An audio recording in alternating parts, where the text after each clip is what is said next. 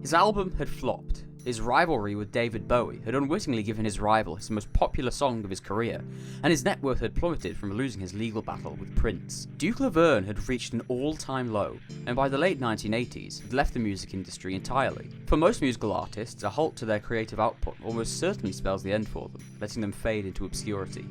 But Duke's story was far from over. In fact, the most notorious chapter of his life was only just beginning.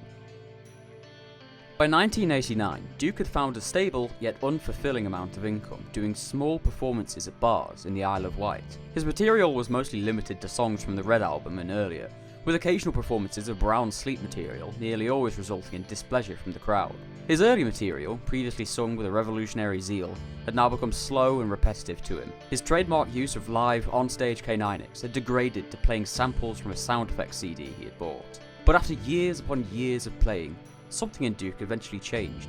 Letta Paisley, the landlord of a pub Duke often played at, was quoted as saying, "He came in one day, grinning ear to ear, had a Jack Russell by his side and a big bottle of this orange stuff too. It turns out it was cider. He'd been growing apples at home and he accidentally left some squashed in a barrel, right? And he had no idea you can make booze out of them. Oh, there was like a bloody shine in his eyes. I hadn't seen something like that in years, so I didn't mind it when he started playing hammered out of his mind with his little dog howling away. He took his tip jar the morning after, and that was the last I ever saw of him."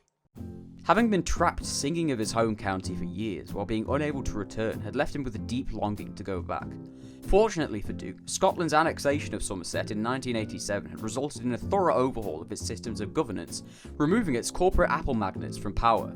Duke trekked westwards back to Crumpton, where he reconnected with old acquaintances from the Wurzels and promptly resumed scrumping. With the downfall of the apple magnates, however, Duke sought not to resell his stolen apples, but to turn them into cider. Unaware that cider had been invented roughly 10,000 years ago, Duke named his new drink Crump in honour of his hometown.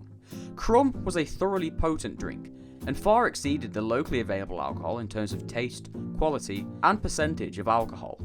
Eventually, Duke re-established his Jack Russell brewery, digging out a vast amount of space in his basement to accommodate both them and his home brewing equipment. "I had the honour of drinking Crump a few years ago. A colleague of mine had purchased a bottle through a curio dealer, and we planned to decant it and shiver ourselves how strong it was. It appears in my scholarly pursuit I was left with a week-long gap in my memory, and as I found out last summer, I have a warrant out for my arrest in Switzerland." A thick wave of crumb flooded Somerset as its farmers found their produce dwindling day by day. Duke, well versed in canine physiology from his research into them for his K9X, began to turn his focus into perfecting the Jack Russell breed. Being terriers, Jack Russells were already bred to hunt vermin, digging into the earth and navigating through warrens to snag their bounty. Duke saw a great potential for the breed, one that could greatly benefit his burgeoning scrumping empire. By 1995, the terror of the apple magnates was, in effect, resurrected by the man who stood against them all those years ago. Obscene amounts of wealth were being extracted from the farmers of Somerset, funneled directly to Duke, his Wurzels, and his Scrump Terrier breeding program. In just a few years, the Jack Russells Duke employed were practically a different species altogether. Their nails were gnarled and long, effective at clawing through the earth to create vast networks of warrens, through which they could stealthily infiltrate the orchards of Somerset.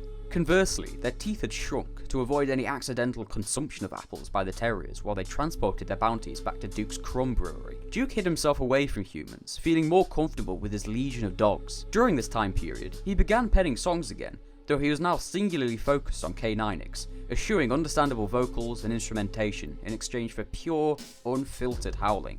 Tapes found within his home ostensibly contain these songs, but given his voice is indistinguishable from the accompanying dogs, none of them are legible to human ears. While the Jack Russells were a massive boon to Duke, effectively letting him automate the entire process of scrumping, his men had grown disgruntled. They were quickly becoming redundant, and given Duke's dominance over Somerset, they couldn't find employment elsewhere in the county. Demanding a better deal, they went on strike, a move that greatly irritated Duke. He promptly fired them, and had his teethless Jack Russells chase them out of his subterranean lair. In retaliation, the disgruntled men immediately went to the authorities and reported Duke, who, unlike the apple magnates, had been too focused on his dogs to bribe the courts properly. The Somerset County Police raided Duke's home in August of 1997, Within, they found large stores of crumb and approximately 552 starving Jack Russells cramped into the underground base Duke had dug out. Drinking from a thick flask of crumb, Duke refused to stand down and ordered his legion of dogs to attack the officers present. This was not effective, however, as Duke had neglected to actually teach them how to attack. Duke's trial was a media circus. His pre-Red Album material came into the public discussion, and my God, the disrespect these bootleggers gave to him. The poor quality transfers of the 8-track tapes and a juvenile approach to the album titles. Here you have Dogging Like Duke. The tape wags the dog. This one I hate the most. It doesn't have any songs by Duke on it. It's called Doggy Style. The bootlegger appears to go by Snoop Dogg. Horrendous, no respect. Duke was apprehended and charged with gross animal neglect, smuggling, unlicensed brewing and sale of alcohol, theft, and support of terrorism, courtesy of historical, if unintentional, association with the IRA, and confessions to scrumping gleaned from the old 8-track tapes he had made decades ago. Sentenced to 30 years, Duke was imprisoned in HMP Belmarsh in 1999, a Category A prison. The bizarre nature of Duke's crimes became a sensation in the press, leading to many unearthing his musical work in an attempt to discern his motives. This new focus on his work led to a critical evaluation of Brown Sleet. Many critics noted eerily prophetic lyrics on the album.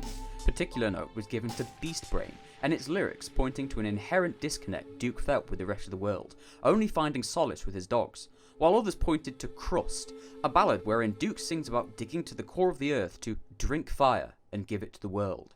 The inhabitants of Somerset, now completely free of tyrants, had Duke's surplus of Jack Russells foisted on them. While the dogs had some vision problems, the farmers took well to them, finding they were excellent rat catchers and assisted well with carrying produce. Though the British Kennel Club has yet to decide whether they fully constitute a separate breed or not, people native to Crumpton are happy to claim the Somerset Scrumpers as their own. Notable artists talked of taking inspiration from Duke, though never acknowledging it to the public, given his unpredictable nature at the time. Kanye West pointed to Duke's public presence as his primary inspiration for his unusual method of engaging with the press.